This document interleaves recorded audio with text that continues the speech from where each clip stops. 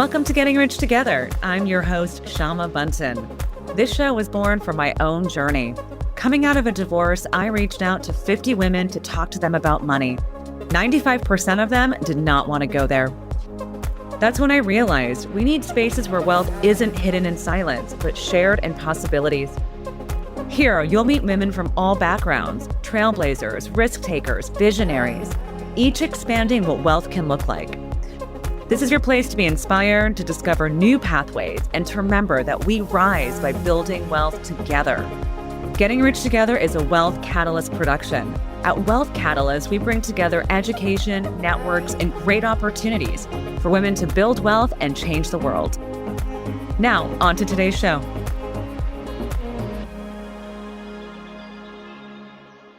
I am here today with the incredible Jeanne Wang. Jeanne, on Getting Rich Together, we always talk about creative ways of building a life, of building wealth, of how to bring that together. And you've done that just so beautifully in your lifetime and the work that you're up to. I'm so excited to have you here today as one of the leading voices that help women discover new paths and opportunities. As an advisor, a mentor, you have been prolific in investing with decades of experience. And it's such a pleasure to have you here today on Getting Rich Together to talk about not only your life, but legacy and all these incredible things you're building towards. Thank you for being here. Thank you so much for having me. And I just wanted to say a quick thank you to you as well for all you're doing to support women out there and building their wealth and ultimately doing it in a way they want to do it that is impactful to them. Yeah, thank you. Thank you for seeing me. Looks like we have a mutual adoration society. So Jeanne, I want to start not with all the incredible things you're up to today, because there are so many and I'm so excited about all of that. But I want to start with a little girl. I want to start with the Jeanne who maybe had pigtails or ponytails, maybe messed up bangs, because I certainly had that when I was little. I want to start with the young girl somewhere around the ages of 10 to 12 years old. Where were you on this big, beautiful planet of ours? And what was life and money like around you? I was definitely the girl in pigtails. Loved my pigtails, still love my ponytail today. I was born and raised in a small farm town in Pennsylvania, was the youngest of four. I have two older brothers, one older sister. And reflecting on that time, I guess there were kind of two things. First, my dad was an entrepreneur, so I grew up in an entrepreneur family. The business is still in the family today. Wow. But when I was 9, he purchased a dirt racetrack, and it became basically what we did as a family on the weekends. And so from the age of 9 on, I started out basically in the grandstands, selling Cokes, got promoted to work the cash registers in the concession stands, and then ultimately actually managed the office and the money in it. And I think that's really where I began my passion for, finance ultimately. So the other thing I remember though, is in light of our history as a family of being racing fans, we would also caravan with a huge group of people that worked for my dad, family, friends, down to the Daytona 500. So when I kind of reflect on, I guess I look at those two things and I think, we really are a family. I grew up in a family that's very much work hard, play hard. I love that. Okay, so the moment when you found out that your father bought this racetrack was like, what was the vibe in the house? Was your mom like, holy bananas, now we're doing this? Or was everyone like, yeah, this is the moment we've been waiting for to leave our mark? What did you guys think as a family? I mean, what was it like when you first walked onto that racetrack and you're like, oh crap, we own this? What was going on in everyone's mind? For me personally, that was just fun. The ability to be down at that age, it's all about having fun. And, in theory, you're working, but it really was something I enjoyed doing. Turns out my two brothers ended up actually racing as well. So cool. It was, don't get me wrong, there's definitely ups and downs with that ownership of a business. So my mom might have been a little fearful of oh my gosh, what have we done? Are we going to be okay? But I think overall, we were very excited about it. Oh, that's so amazing. And also, like, what a formative experience to have, right? It's like, I feel like there are different kinds of business ownership and entrepreneurship, but like the opportunity to see and feel something so tangible, it's almost like owning a retail store, right? It's like you touch it, you feel it, there's customers, like there's a whole ecosystem, a supply chain. I mean, it's really like how fun to be interfacing, and also at a young age to understand whether or not you knew it, like you were getting exposure to people and like how people, operated, and like maybe how nice they could be, but also like maybe also how crappy they could be if they had too many beers and they were like, trying to buy some popcorn from you. That definitely happened for sure. Okay, so it was an amazing experience in terms of looking back. As a kid, you don't really appreciate it as much.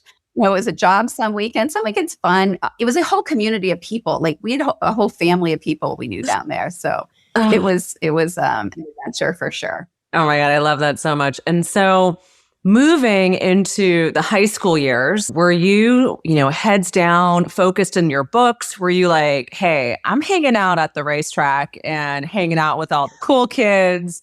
Was there like what was sort of the high school vibe, and what was it that you knew of yourself at that time?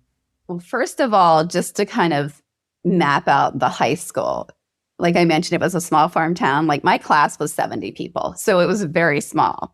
However, the flip side of that is you could do everything. So academically, I was definitely very competitive and worked really hard. Ultimately was valedictorian. So, but like I said, of a small school.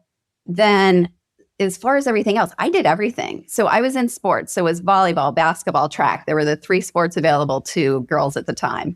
And leadership, like student council president, class officer, yearbook editor. And then granted, I really can't sing, but I was part of chorus. I did band. I was in the plays. So the benefit of being in a small school like that was you could do it all. So I did. And to be honest, I look back, it was a great high school experience.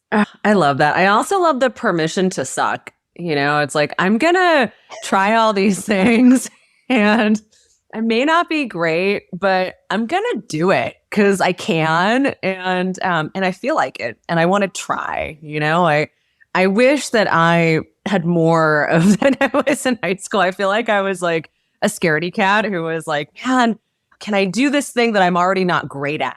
Like, can I experiment with feeling into things and trying things? And I just love that you were so fearless in that way. So then when you were preparing yourself for university, did you have this like sense of, all right, dad's an entrepreneur. This is a path that I am interested in, not interested in.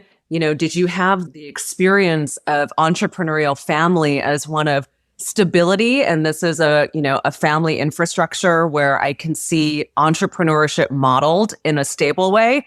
Did you guys feel it in terms of maybe the instability of entrepreneurship? How did you sort of experience that? Well, just to step back, you had said one thing, I was willing to do everything. I think I was when I was young, but as I got older, to be honest, I think you become more conservative. Mm-hmm. And part of that is in that small bubble. I know everyone knows you. It's a small town. So, I think that's one thing just to point out, that has that changed over time as well. From a money perspective, I actually obviously was privileged growing up in a small town with my dad owning a business, ultimately too, basically. But my parents did not grow up like that. So they definitely made sure we understood you work hard in order to get where we are today. And, businesses like that have their ups and downs. They're seasonal, they're cyclical. So I definitely saw a lot of ups and downs with the business. And I think for me, my big takeaway, to be honest, was, oh, that's scary. I don't know that I would want that personally. And I became a saver. So I was a saver from early on. And I think it was a little bit driven by that. Your environment can take you in the same direction or a different direction, but that's kind of how I came out of that environment. Oh, wow. Thank you for sharing that, because obviously as you then decided to go into university and start to establish your career, you took safe paths. It was like, I'm going to go this path that I can see, that I can feel, that feels, that feels concrete. And so when you entered university, was that path clear to you at that point? This is what I want to study, or was that something that uncovered during your time? When I went to school, I mean, to be honest, I was first generation. My parents did not go to college. However, I do give my mom a lot of credit for really encouraging me. She's like, get an education and go see the world. So I definitely had the support to do that. But when I got to college, I had originally just wanted to go to business school or go to study business because I liked what I saw. But I was thinking more about accounting route, maybe corporate law. But when I got to Wharton, I mean, my eyes were wide open to the world of finance. And basically, pretty much within the first year, that was my focus. And it ultimately led to my career. But at school, I'd say the other huge thing, like I said, I came out of my bubble, which was definitely not in any way diverse.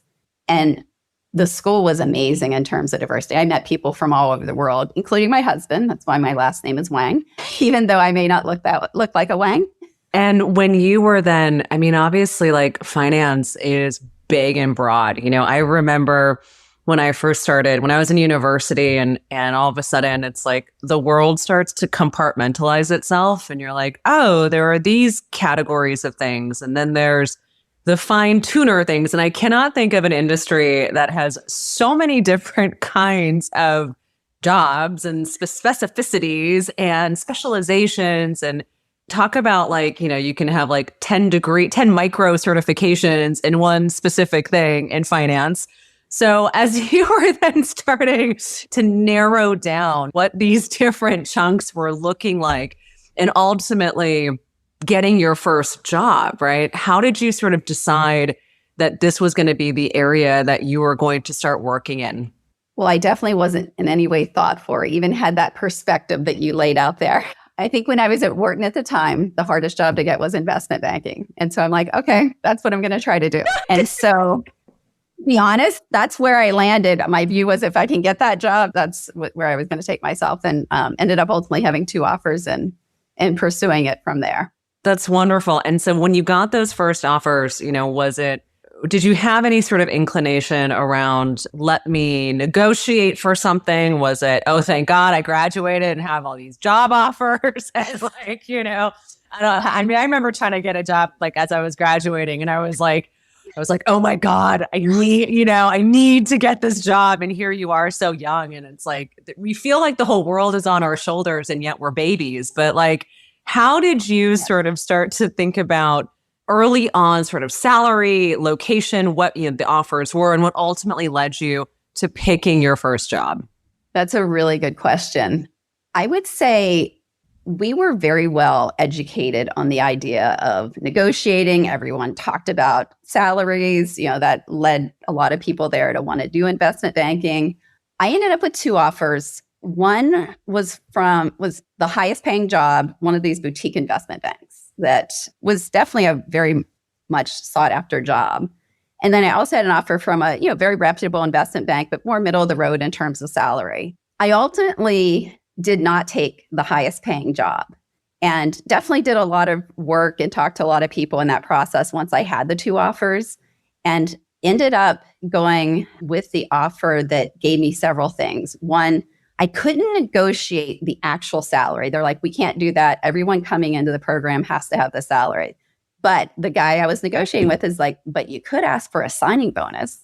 So got a signing bonus. And he goes, and also I would say, if you perform, we will also make sure you're at the top of the bonus pool when it comes time. So that didn't get me the whole way to where I would have been at the other place, but definitely gave me a little bit of a bump. Then they also had a much more diverse platform. So I was going to get the opportunity to work on IPOs, debt financing, as well as M&A, both domestic and international. So it was a much broader experience. And I think that was really important to me as well.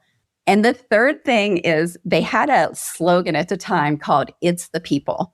And I look back on that now and I'm like, it really was the people that kind of made that decision. And honestly, I don't think that even struck a bell with me at the time. But when I reflect back on, to me, that's like so important now, like, and should be for everyone as you think about where you want to go work. As a side note, when I called the person to tell them I wasn't taking the offer, that people just don't reject this offer, he basically berated me and told me I was making the biggest mistake of my life. No, I mean, I can see that, but like, God, that sucks. Yes. It's like, what a way to shame some young kid. So at the time, you're kind of like, oh, did I do the right thing? Did I not do the right thing? And obviously, I look back and it was definitely the right move for me. But there was a lot that went into that very first job offer. Wow. That's really, I feel the stories around the first jobs are always so interesting because it's like, as much as they are only the first, they sort of can demonstrate who you have access to in terms of information and like how you make decisions and sort of what are the ways in which you think about the opportunities in front of you, right? And I feel like these early, even though being in our 20s is not early childhood memory, it kind of is in the context of how old we are today. It's For sure. it's an early memory. And okay, so let's talk a little bit about some of these, not just career inflection points, but also mirroring career, family, money life inflection, right? You obviously chose an industry that rewards good behavior, and the more that you really double down on long hours and focusing on craft and sort of honing in, like I said, on that 10th certification degree specialization of the thing you do, you become very in demand in lots of ways. And so I'd love to unpack a little bit about this career progression and sort of as you found yourself navigating through these different areas of finance, like how did you make decisions on where to move next? And were there any career opportunities that you found yourself gravitating towards for family reasons or for, hey, like this is going to be a big inflection point for us as a unit? Once again, I'm kind of creating a story because you just fall into things early on. But when I was in investment banking, we had a lot of clients that were private equity funds. And everyone in banking is always like, it's sort of like when I was at Wharton, everyone wanted to go to investment banking. Well, once I was in investment banking, everyone's like, oh, I want to go to the buy side, which is private equity. So I'm like, okay, this is a 2-year program. We're a year into it. So I start doing what you do to get your next job. So I'm reaching out to everyone. Funny, at the time, to be honest, there really weren't that many private equity funds. You definitely could put them on a list and name them. And so reach out to everyone, interview with whoever, definitely worked the connections. Like the people I worked with were great at getting introductions and giving good references. Ultimately landed a job, which would take me from New York out to the Bay Area. And so honestly, I've been out here ever since. In terms of, you would ask about the money stories and the training. Yeah. So the private equity role was really a 2-year program. So I'd spent 2 years in banking, 2 years in private equity. And at that point, I wasn't able to stay at the job I was at. So I had ended up with 3 options. One was to go back to business school, which is a very normal career track back then. 2 years of banking, 2 years private equity, go to business school. Now that would have put me in the Boston area versus West Coast. And then I also had an option to actually go back into private equity, another firm that was spinning out, and that was going to be in the Bay Area. And then my third was actually to work for a portfolio company. So I'd gotten to work a lot with one of these CEOs, and the role would have been, I think what they would call today is like chief of staff, but really continuing to work on acquisitions with them and also internal projects. And I definitely spent a lot of time trying to make that decision. And talking to the CEO was interesting because he's like, I want you to think about something. He goes, so far in your limited career, you've only ever worked with highly motivated people. And this was in a distribution industry. He goes, so if you come to work for me, you want to think about this. I want you to think about this for a week. You wake up every day and you go to work and you really have to motivate, think about how to motivate this work. Wow. And that's something that stuck with me a really long time. And I think he was right. I'm like, you know what? I actually do enjoy that environment of highly motivated people working hard, to accomplish whatever the objective is. So I decided not to do that. Business school really came down to a couple things: location, but also costs. I think I'd mentioned I'm a saver. And there was a huge opportunity cost to going back to school, especially when I really loved what I was doing in private equity. So my goal was not to go to business school to pivot, but it really was just to get that, that degree. And given I was given that opportunity to go into private equity and just stay in it, I decided to basically move forward with that path. Wow. That's so exciting. And what was it? I feel like this world of private equity back then, I imagine, and even still now is, you may have been one of the only women in the space, is from the stand. There were a handful of us, but it was very few. Yeah, very few. And also sort of the understanding around that work. I feel like now today people hear so much more about private equity and what that means. But also back then, I imagine when you were in bar conversations with people, what is it that you're doing and how you describe that, I imagine was also very interesting because it's such a specific way, of looking at business and how sort of businesses evolve over time and really this different component that I don't think a lot of people, and now I think it's more talked about, but what was it about private equity that you found so interesting? What was it about the problems you were solving or the people or the dynamics of things or the shift you wanted to see in the world? What was it about it that you were like, okay, this is really fun and I'm really good at this? So I think what was so interesting, having grown up in businesses, this was just kind of a larger version of it, which is you're working to basically buy businesses that are a lot of times family businesses, right? And then you're bringing in resources, whether it's a executive team or, maybe just some part of that. And you're sitting down, you're analyzing the industry, you're thinking about who are all the competitors, you're mapping out your growth strategy, and then ultimately executing on it. And to me, that was just so fun to really have a front row seat to that. Pause for a second. If you're not already on the Wealth Catalyst Substack, you are missing out. Over 20,000 people have subscribed, and they are diving into stories, strategies, and money expanders you won't find anywhere else. Join us today and keep fueling your wealth journey. Check out the link in the show notes. Now back to the show.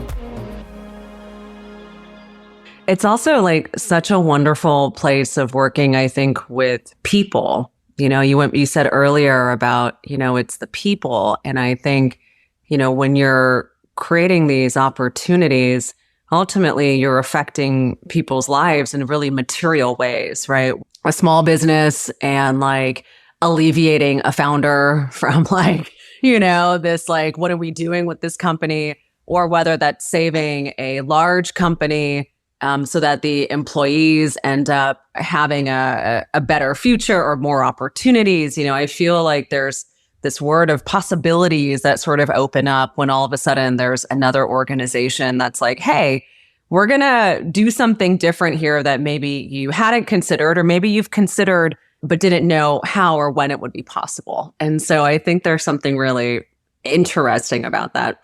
How long and what were some of the dominoes? One of the things that I think is so fascinating is, you played an integral role in one of my favorite restaurants. And so in San Francisco, and I have some real favorite dishes there. And China Live is just such an establishment, Jeanne. I mean, wow. So obviously you're finding yourself in this world of private equity. Was there a theme of kinds of businesses that you were working with that made you go, okay, I definitely want to go into the space of like having a restaurant or participating in the startup of a new restaurant, and also knowing your risk aversion, like restaurants are really risky. So like that is not like anyone's normal, I'm a saver, let's invest in a restaurant sort of play. So this seems like a little bit different than your life leading up into that point. So please unpack the whole thing for me. Oh my gosh. Okay. So first of all, when I was in private equity, we basically would say we invest in a broad range of industries, everything but restaurants. So that was definitely not something that was expected, but at the time, just to back up though, before China Live, once I had kids, it was time to step back a little bit and for the first time, really try to create a more work-life balance. And What I ended up doing was doing consulting, including for China Live, and obviously the mom role and the volunteer activities that come with that. So for China Live specifically, it was, I would say, an opportunity to work with an entrepreneur. And to be honest, in doing that, I learned so much, because in private equity, I feel like there's this box. And when you get back into what feels more like smaller business, you learn so much about it. There's not one way to make it, right? There's not one way to succeed. And then when you're in the dirt, getting your hands dirty, I mean, you really learn a lot about cash management. I mean, COVID hit, right? In a restaurant business. So there's a lot to be learned there, or just the general day in and day out of challenges of managing business, especially one like a restaurant where it's so people intensive and trying to find and recruit in, the best management team. So there was definitely a lot of learnings there. So I'd have to say I appreciate that aspect of having been involved in China Live. It's interesting. I always tell people, you want to meet God, go become an entrepreneur. For sure. It is the fastest way to figure out like who you are, what all your soft spots are, talk about faith, all the ups and downs of entrepreneurship, I think are really just put you in front of yourself in ways that I don't think many people choose to do, right? And I think some people get into entrepreneurship and they don't realize just how much of themselves they will meet in the process, because it's not easy. And so it's wonderful that you got an opportunity to sort of be an integral role in shepherding and sort of creating something that I think is ultimately and has been very successful, not everyone who kind of gets to be a consultant or gets to sort of invest or be on the ground gets to see something that ends up being a cultural institution in many ways, right? Or holds such great gravity within a community, which I think is incredible. So paralleling this journey in private equity and the time off and all these things, how did your personal sort of financial life evolve over time? Were you still playing risk averse and investing in very safe assets? Did you ever sort of, when did you start to sort of think about, hey, like maybe my capital can start to do other things for me, or maybe I can start to invest in other asset classes? Obviously, you have a front row seat to the wide world of finance. And so all those things become really available to you in many ways. But from a personal standpoint, when did you start to say, I'm willing to take more incremental risk? I actually think as part of the job and part of your pay structure, you're naturally taking on that risk because you're invested in effect in that alternative asset of private equity. So that was just a natural part of being in the role. And in some ways you were restricted also from certain investments in the public markets. So I would say I look back and I probably should have been a little more aggressive with regards to investing just generally in, the market, money markets even. But because with my husband being in the hedge fund business and me in private equity, we had a huge exposure to the alternative asset class early on. So that's so exciting. And as far as like talking about it to your friends who are maybe not in finance, were there ever any opportunities to share or, I don't know, bring people in on what's going on in your world, or was your community sort of really based in that world of finance already? Sadly, because work, when we were in the business, work is just all consuming. You are surrounded by a lot of like-minded people in the finance world. And so obviously, like my family, when I would talk to them about things, if they would ask, I would just kind of keep it very basic. They own a business, so it's not that much different. And so, but ultimately, I was around a group that was very knowledgeable on the alternative asset classes. It's really great. I feel like I wish I could have been privileged to some of the conversations about all the incredible opportunities, that have been historically available. Your heart and mind and sort of career and energy shifted itself towards working with women and sort of taking more of an interest in how women were operating businesses, and really, I think, sort of creating enterprise and personal growth, right? I mean, again, there's nothing quite like being an entrepreneur to put you up against yourself. How did you start to develop this interest? And what were some of the things that you were noticing in the world around you that said, hey, I'm this like very successful, badass woman who can clearly do lots of different things. And I'm very capable. And now I'm deciding to sort of put my interests and my heart into something that maybe it's personal, maybe it's not. But what were you seeing around the world that guided you towards those decisions? Once again, I don't think I viewed myself that way. I thought about myself as this badass woman. But I would say, first of all, I had two girls that were in high school at the time. And I was really thinking about, what do I want to do next? What's my next journey? I decided to actually hire a coach for the first time to really, and I've had a sports coach, but not like a business coach. And just a side note there, highly recommend. I think for me, it was just a chance to really reflect on everything and get really clear about what I wanted to do next. Because honestly, I could do anything, right? And what I realized is, and this probably comes back to my roots of just being in a family that worked a lot. I'm like, I really want to figure out my next career. And I was reflecting back, and to be honest, I loved private equity. That was why, I stayed in it to begin with. And it was just hard, it's hard to do that with kids.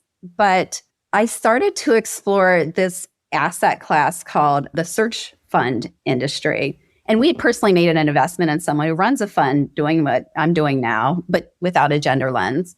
And so I spent a lot of time immersing myself in that, read the Stanford Search Fund study. And that's when, honestly, I lit up. I was like, oh my gosh, why are there so few women? So it wasn't like I had been watching all along and seeing this issue. It was like, I had kids, I was busy, you were working kids, and you kind of wake up and you're like, wait, things haven't changed. Yeah. And it really just ignited a fire in me to go, that's what I want to do next. I know the investing side of things, but I want to pair it with a passion. And so that's double click really for kind of got started going down the path. Tell us, what is a search fund? The terminology can be complicated. At the end of the day, you're giving people a little bit of money to ultimately go buy a business. So there's a little fund they raise to basically deal with basic living expenses and, finding the deal opportunity. But the majority of the investment is literally just funding them to buy the business. So I think of it as just micro private equity, because unless you're in the industry, the terms don't feel like they make as much sense. Yeah. And can you give me an example of I don't know, it could be a hypothetical or maybe a real world example of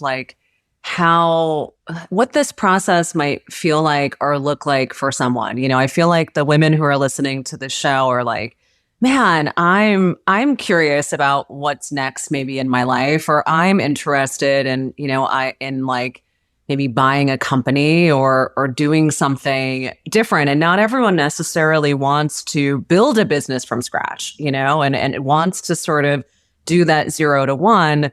But yet I think at a certain age and stage in life, being able to have business ownership can, if done well, provide a lot of creative freedom and can provide long-term flexibility in your life when done in a certain way. What have you sort of seen? And especially, I think, when it comes to women, now that you've seen sort of, what it's like maybe from a general populace standpoint, but also from a gendered lens, what are some of the things or the processes that you've noticed? There's a lot to go through there, but at a high level for your audience, I would say definitely think about if this is a career move you should make. I would say maybe 10 years ago, this wasn't even something people talked much about. In the last 5 years, it's really escalated in terms of there being so many podcasts to listen to learn about. Every top business school has a class teaching what's called entrepreneurship through acquisition. And it's really starting to take off. And so if you're interested in learning more, definitely reach out to me. One of the early things I did when I was researching I spent a year basically immersing myself in this space before I started investing. And I went to the conferences, I talked to everyone in the industry, and ended up realizing that there was a community missing for women. So I established with another person in the space, established something called the Women Searchers Community. And so what I think that did early on, to be honest, I was like, okay, this is just a WhatsApp group, bringing some women together. That way, when we go into conferences, we'll know each other. And so there was the reason for doing it was just to create a little bit of a community so women didn't walk in and right back out the door. But what's happened is that community is now 500 women. And so if you have any interest in just considering this alternative, I would say pop into that group. There's a whole learning drive of information. I host like a coffee chat once a month. There's conferences people are going to. So there's different channels you can pop into. There's like a conference at Harvard in Chicago next month. But I would strongly encourage women, mid-career especially, because I think this has been taught more at the business school. So a lot of times it's younger. I think women like to have a little more experience under the belt before thinking this is some alternative for them. So I would encourage anyone to explore it further. I love that. I think that there's this now that, we're in this interesting moment in our human history where we have so many opportunities to share information. Sadly, some of it is bad information, but luckily some of it is really good information.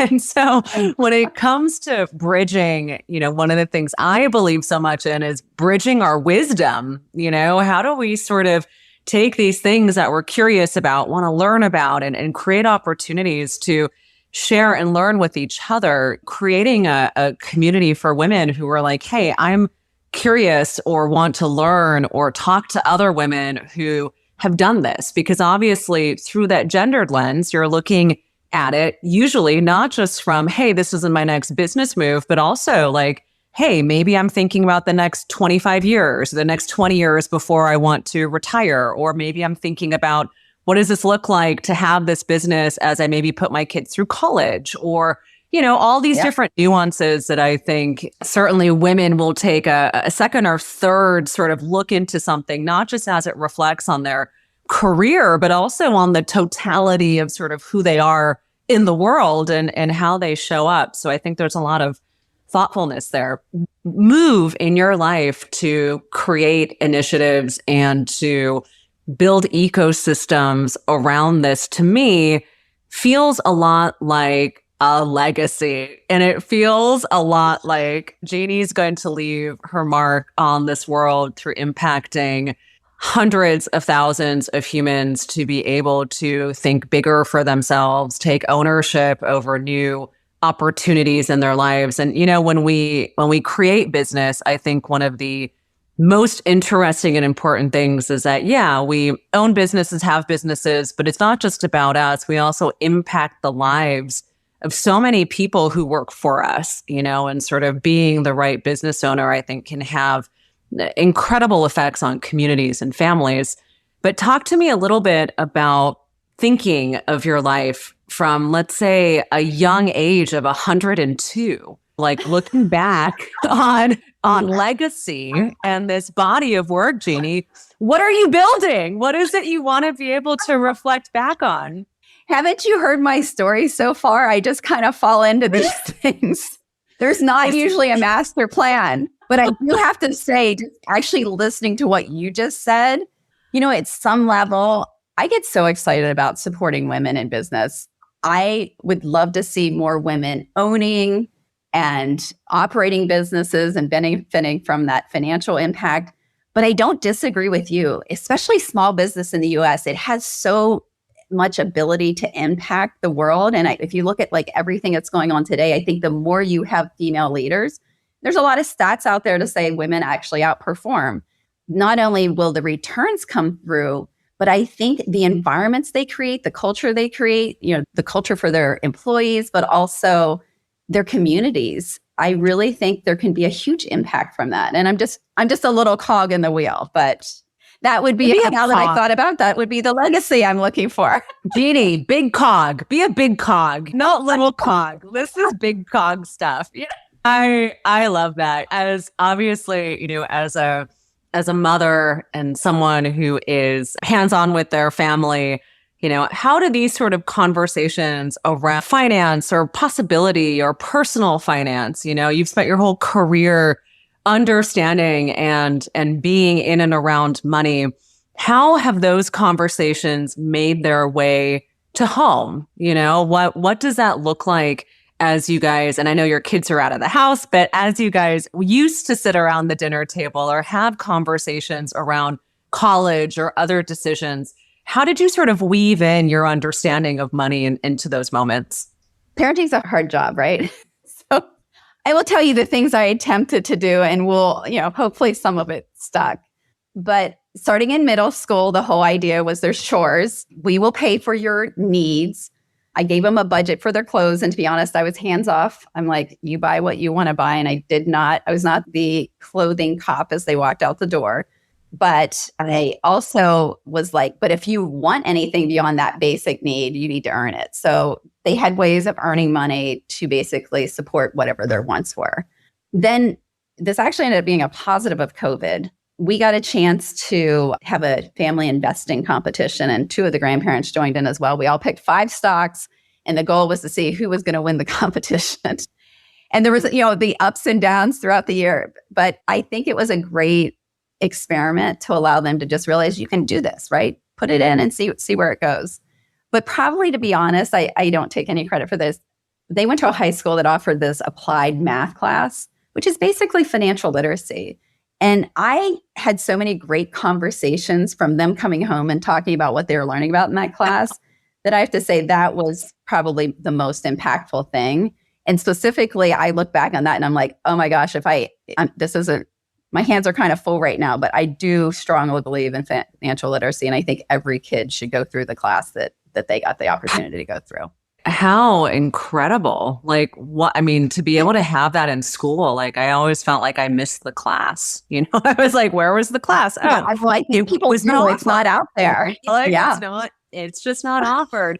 My final 2 questions, Jeanne. Obviously, money is something that we've talked about now, investing, saving, some of the things that sort of keep the engine of the money flowing. But money can also be and is often fun. And there are amazing things that we can do with our money to bring us a lot of joy. So I'd love to know, what has been your most fabulous way of spending your money to joy in the most recent history? I'm not going to be very original in this, but hands down, vacations. We've taken so many fun family vacations. We've done it with friends as well. At this point, I've actually hit all 7 continents. So there's nothing like vacations and the memories that get made from them. I love that so much. And then my final question is, this world that we live in, often we never get asked, what is it that others can do for us, right? What is it that we are needing right now?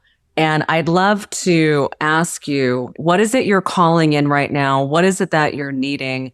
Who do you want to be talking to? And how can we, from the Getting Rich Together community, support you? I would like to just step back in at a high level for all those women out there doing whatever alternative they're doing, whether it's venture, hedge funds, private equity. I would say find women and invest in them generally. But for me specifically, given what I'm doing, I always am looking to have conversations with women who want to buy companies. Maybe, an owner wants to sell a business. And the other thing I'm building out is this village community of mentors and advisors that can ultimately be board members for sitting on the companies that I invest in. So for that, I'm really looking for women who've already run small, profitable businesses. Amazing. Jeanne, you're awesome. I'm so grateful to have you and your story and your spirit on today's call. I am so excited for all that you're building. So thank you for being here today. Thank you so much for giving me the time. Thanks for tuning in to this episode of Getting Rich Together. My hope is that you leave every episode feeling more inspired, more powerful, and more connected. Until next time, remember, you have everything it takes to create wealth on your terms.